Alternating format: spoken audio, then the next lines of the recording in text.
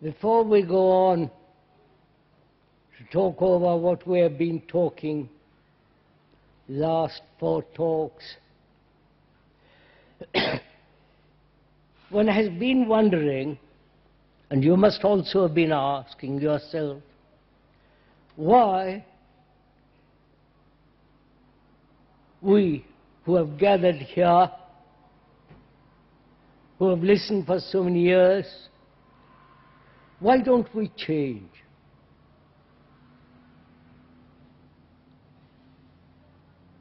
What is the root cause of it? Is there one cause or many causes?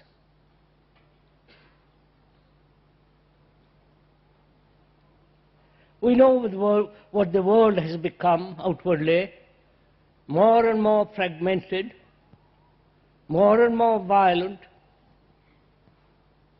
more insane, one group fighting another group, where one cannot share all the energy of the world for all people. You know what is happening. And what is our relationship to that? To the world and to oneself. Are we separate from all that? If we are, which I question, if we are we so very radically different from the world about us? The competing gurus, the competing religions, the contradictory opposing ideas and so on. What shall we do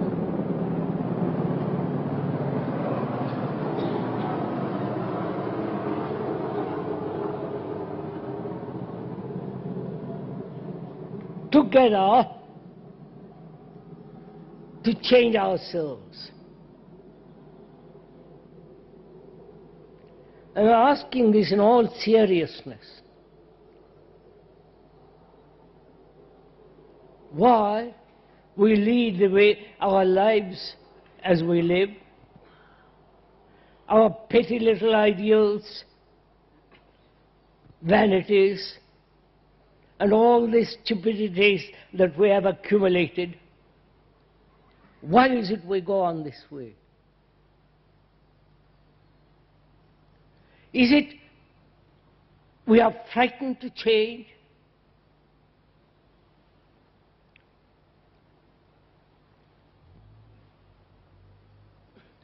Is it we have no desire or intention or urge to find a different way of living?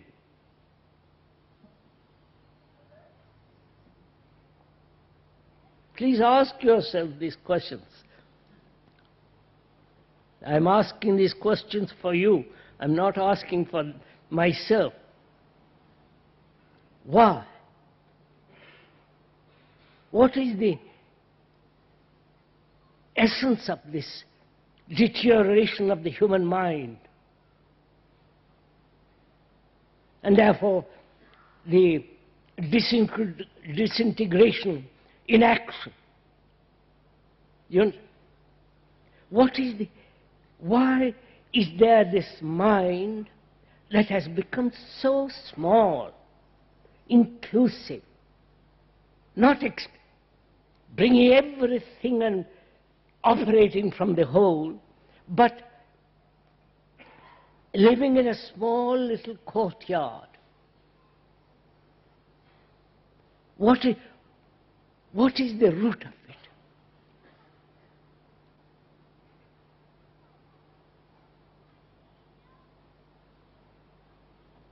Go on, sirs, think it. Let us talk it over a little bit.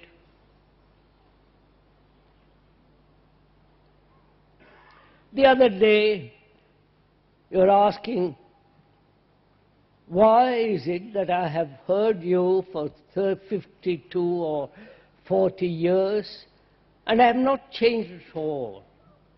There have been little changes, modifications. Perhaps I'm no longer a nationalist, no longer belongs to any particular organized group of religious thinking, doesn't superficially belong to any sect, to any guru, to any all that circus that goes on. But deeply, one remains more or less the same. Perhaps more refined, the self-centeredness is little less active, less aggressive, more refined, more yielding, little more considerate, but the root remains. Have you noticed this? Why? We are talking about the eradication of that root, not this peripheral frills and the peripheral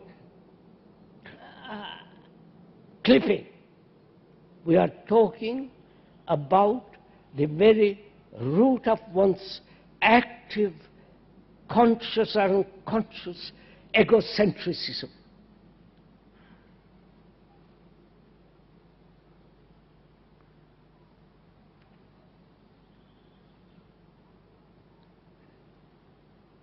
Is it because we need time? Please go into it. Time. Just give me time. Man has existed for millions and millions of years. That root has not been uprooted and put aside. Time has not solved it. Right? Please give your mind to this. Evolution, which is the movement of time, has not solved this. We have better bathrooms, more better communications, and so on and so on. But man, the human being, is essentially what he has been 1,000,000 years ago. It's a tragic thing if one realizes it. And if one is serious, not just while you are here in this tent, serious right through your life, your daily life.